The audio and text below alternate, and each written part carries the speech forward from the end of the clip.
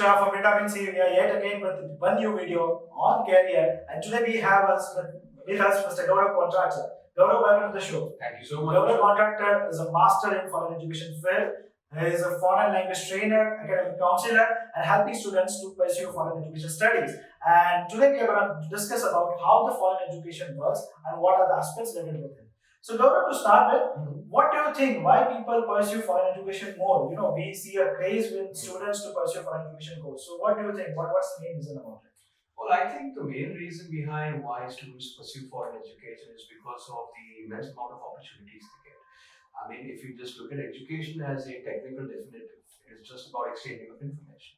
But when you place education in a platform where there are other opportunities, exchange of cultures, a diverse learning platform, and at the same point of time, if you're able to fly around, explore, that I think is the charm behind why people actually indulge in foreign education. Okay.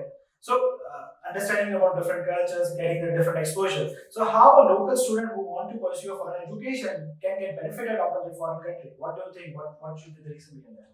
There is a lot of benefit when it comes to foreign education in terms of when local students are concerned.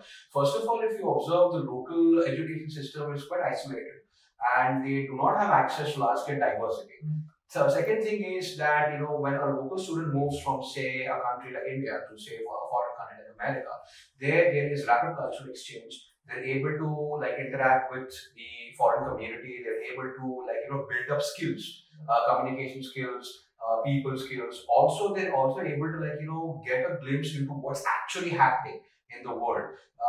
I believe that back in 1980s and 1990s, when air travel was not that frequent and demographics were a little bit difficult to cross, people who went there and when they came back, they had achieved a kind of a social status in society.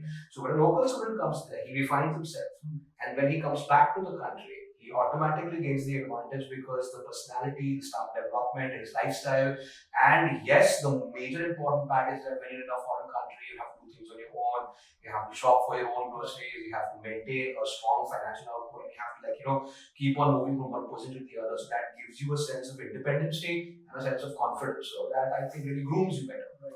So we understand that foreign education makes a lot of change as an individual. So let's say if I'm a student, if I want to pursue foreign education study, what should be the first step? What should be the course of action that I need to take? Well, the first thing I would suggest is the mindset. You need to be prepared that the amount of sacrifices you need to make, because when you leave your home, you're leaving a lot of support behind. You're leaving your family support, you're leaving your friend support, and you are going into a complete new territory. The second thing I would suggest is researching your options. A lot of people don't do that, or they're pretty quick. They base those on what others have done. So that should not happen. But you need to go and figure out which country would be more suitable to you. Climate is another factor which is important. Then comes down to the choosing of the course, looking at your previous educational background, which course would you want to do. You can always take the help of an academic council to shortlist that. And then in the end comes your documentation, where everything from your passport application to the funds that you have to show, to the kind of financial documents that you need to keep. And then finally would be booking your air ticket, because that is the last aspect. So I believe this is the stage through which you should go. The first two stages are very important because they formulate the base. The remaining ones are just, I would say, formalities. But if your first two stages are incomplete, or if you're not quite confident, that might hurt your planning towards foreign education. Right.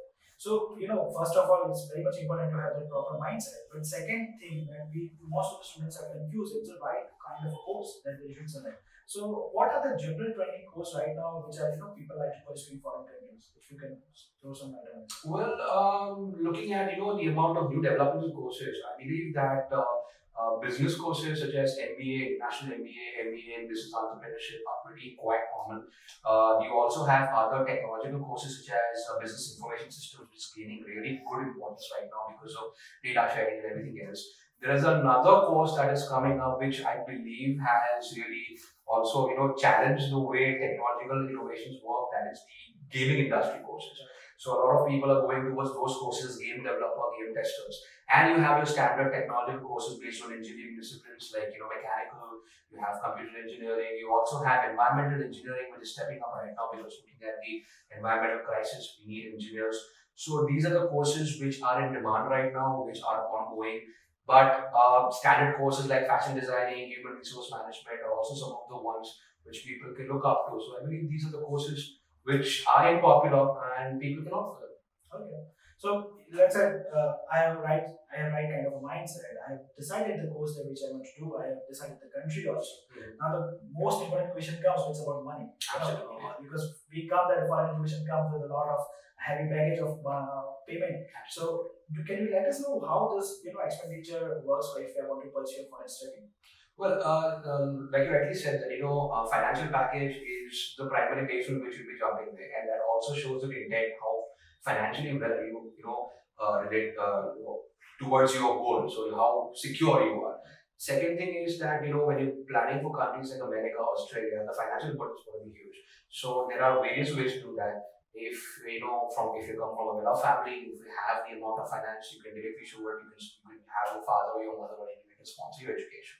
If not, then there are education loans available at a very competitive interest rates, which you can also go for. But the major thing would come, and this only takes care of your fees and say the expenses of living there. But then you also have to manage your daily expenses. I would say that in financial terms, that calls about recurring expenses. So when if you're in America, the dollar rate would again give you that idea. In Australia, would give the idea.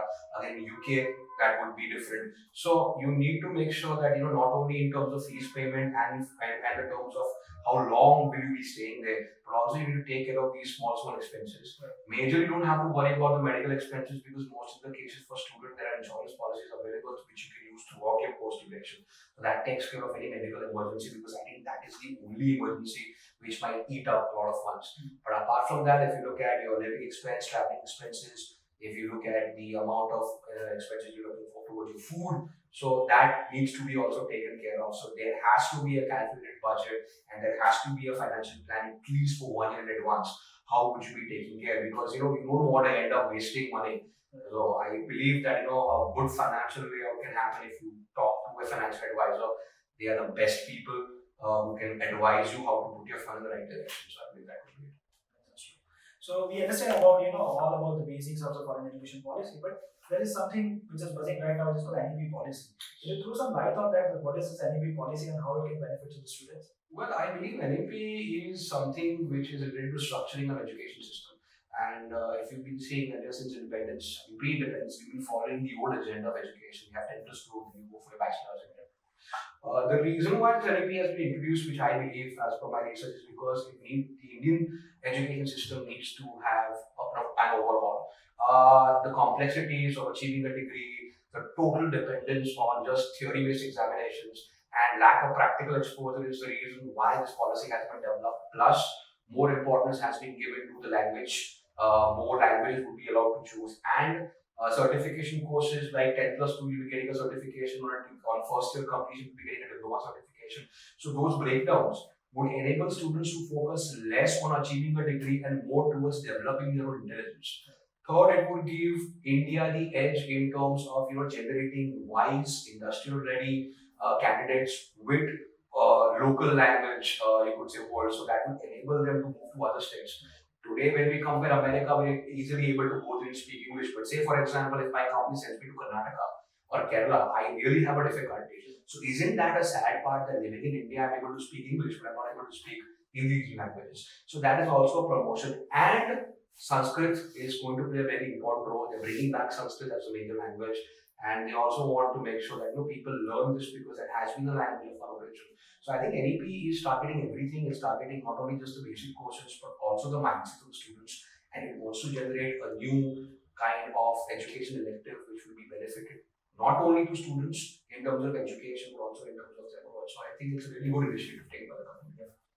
We do think that. So in this video, we'll talk about all about the foreign education thing, that is how foreign education system works, what should be the right kind of a mindset, what should be the mindset, how the course selection can be done, how the expense planning need to be done, and then we have seen a ray of light, national education policy, which may change the economic education future for India. So we'll be coming soon with the new videos, more on career. Stay tuned and like our channel. Thank you so much. So guys, here we are. We bring you vitamin C videos with cash, career clarity, and sometimes scare as well. We would love to hear your feedbacks. We would love to hear your ideas. We would also ask you to give us feedback on what kind of topics we should come up with.